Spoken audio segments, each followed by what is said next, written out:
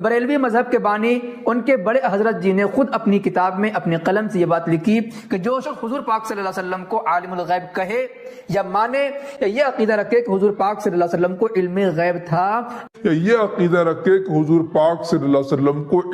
غیب تھا، ایسے شخص کے بارے میں علماء حنفیہ نے صراحت کی ہے کہ ایسا شخص کافر ہے۔ اب بتائیے کہ جو شخص عقیدہ علم غیب کا رکھتا ہو، ایسے شخص کے بارے میں علماء حنفیہ نے کفر کا فتویٰ صادر کیا، اور یہی بات ان کے امام نے، ان کے بڑے حضرت جی نے اپنے فتاویٰ کی کتاب میں نقل کیا ہے۔ اب بھلا بتائیے، جو بات ہم کہہ رہے ہیں کہ حضور پاک صلی اللہ علیہ وسلم کو عالم الغیب کہنا جائز نہیں، حضور پاک کو یہ کہنا کہ حضور پاک عالم الغیب تھے یا ان کو علم غیب تھا، یہ کفر شرک ہے۔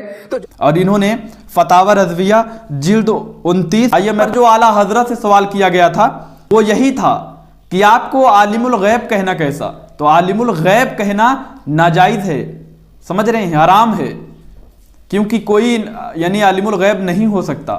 اب اعلیٰ حضرت آپ نے یہ بھی مقصد بتا دیا، اس میں نہ جانے کیسے اپنے طرف سے مقصد بنایا، اور آپ نے بتا دیا کہ اعلیٰ حضرت کے بھی ماننا ہے، آپ نے لفظ میں بولا ہے باقاعدہ یہی چیز ملا کر کہ عالم الغیب اور علم غیب کو ایک کر کے آپ نے کہہ دیا کہ اعلیٰ حضرت کا دیکھو ماننا ہے کہ علم غیب نبی پاک صلی اللہ علیہ وسلم کو نہیں تھا۔ علم غیب اور عالم الغیب میں کیا فرق ہے؟ آئیے میں آپ کو تاج الشریعہ رحمۃ اللہ علیہ، سمجھ رہے ہیں ہمارے یہاں کے کتنے بڑے عالم ہیں، تاج الشریعہ رحمۃ اللہ علیہ اپنی کتاب انوار شریعت میں صفحہ نمبر 134 پہ دیکھیے کیا انہوں نے کہا ہے۔ اس پہ نمبر 134 پہ، یہ میں نے انڈر لائن کیا ہے لال، اس کے نیچے بھی ہے لیکن میں کچھ ہی انڈر لائن کیا ہوں، آپ کو پڑھنا ہو تو پڑھ سکتے ہیں، اور میں نے آپ کو کتاب بھی اور صفحہ نمبر بھی بتا دیے ہیں۔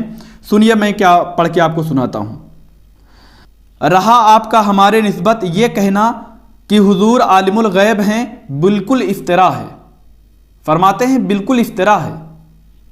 افطرا کے معنی ہوتا ہے الزام، ہمارے اوپر یہ الزام لگایا گیا ہے کہ ہم نبی پاک صلی اللہ علیہ وسلم کو عالم الغیب مانتے ہیں۔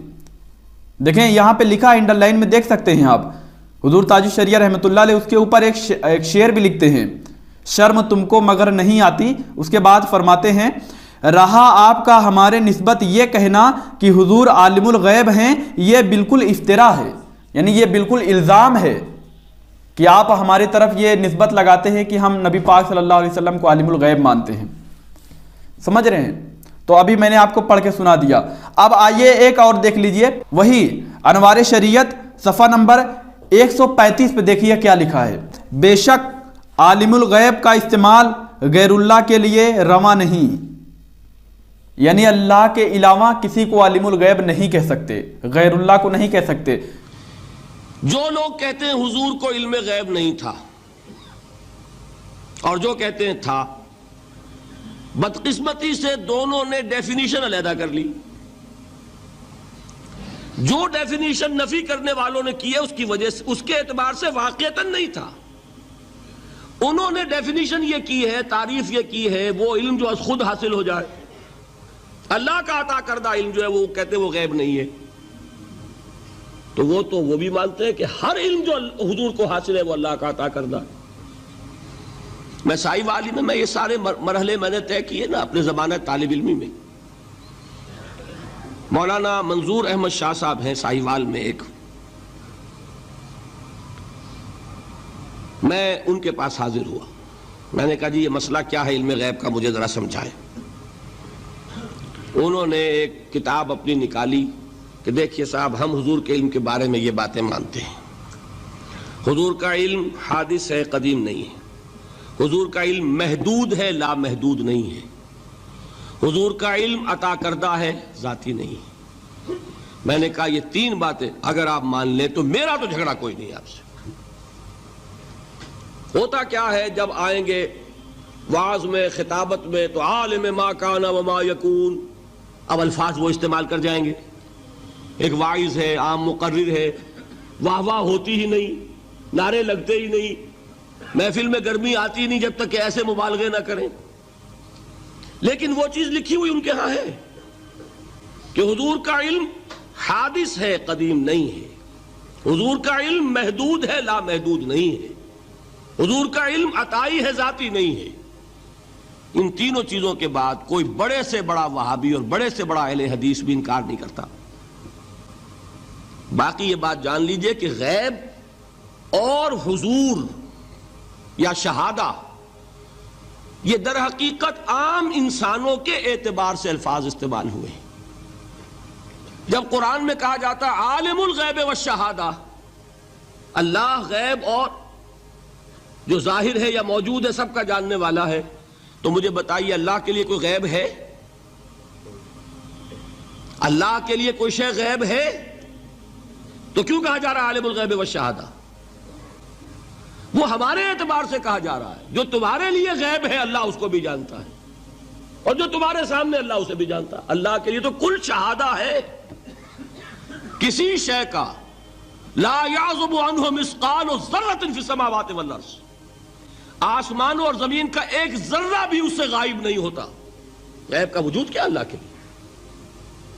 تو یہ الفاظ مستعمل ہیں ریلیٹو ہمارے اعتبار سے، اور ہمارے اعتبار سے جو شے غیب ہے اس میں سے ایک حصہ اللہ دیتا ہے نبی کو، تبھی تو نبی بنا۔ فرشتے کو دیکھا، فرشتہ ہمارے لیے غیب ہے۔ جنت دکھائی کہ نہیں دکھائی، ہمارے لیے غیب ہے کہ نہیں ہے۔ دوزخ کا مشاہدہ کرایا کہ نہیں کرایا، ہمارے لیے وہ غیب ہے کہ نہیں ہے۔ جو چیزیں ہمارے لیے غیب ہیں انہی کے پردے اللہ کچھ اٹھاتا ہے، کل غیب نہیں۔ کل غیب کا علم ہو جائے گا تو وہ شرک ہو جائے گا۔ کل کا لفظ جہاں آیا شرک ہوا۔ جب آپ کہہ رہے ہیں محدود ہے، لا محدود نہیں ہے، تو کل کا لفظ استعمال نہیں کر سکتے۔ لیکن غیب میں سے کچھ علم دیا گیا تبھی تو نبی بنا، ورنہ میرے اور نبی میں فرق کیا ہوا پھر؟ البتہ یہ کہ وہ غیب کا علم ہو یا حاضر کا علم ہو، سائنٹیفک نالج ہو یا وحی کا علم ہو، کوئی بھی علم ہو، آیت الکرسی کے الفاظ نوٹ کیجئے، یعلم ما فی السماوات وما فی الارض، وہ جانتا ہے، ولا یحیطون بشیء من علمہ الا بما شاء، مخلوق میں سے کوئی بھی اس کے علم میں سے احاطہ نہیں کر سکتا مگر جتنا وہ چاہے۔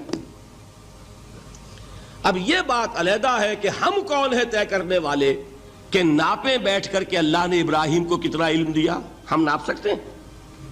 عیسیٰ کو کتنا دیا ہم جان سکتے ہیں؟ تو ابراہیم کا، موسیٰ کا، عیسیٰ کا نہیں ناپ سکتے تو محمد رسول اللہ کا کہاں ناپیں گے؟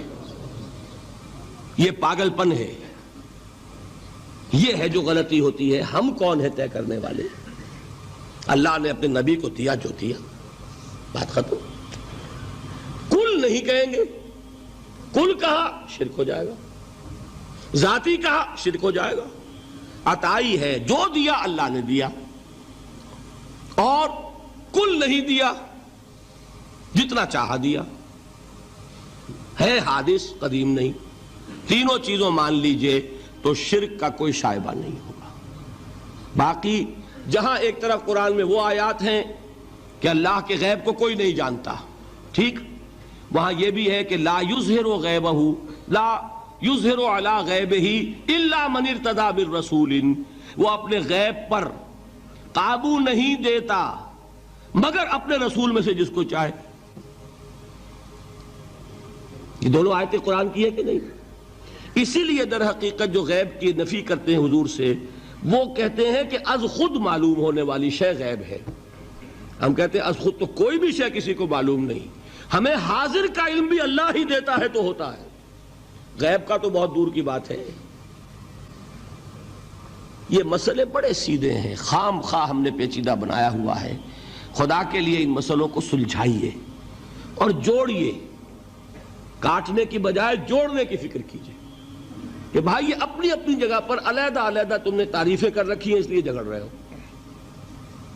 ورنہ دونوں باتیں صحیح ہیں۔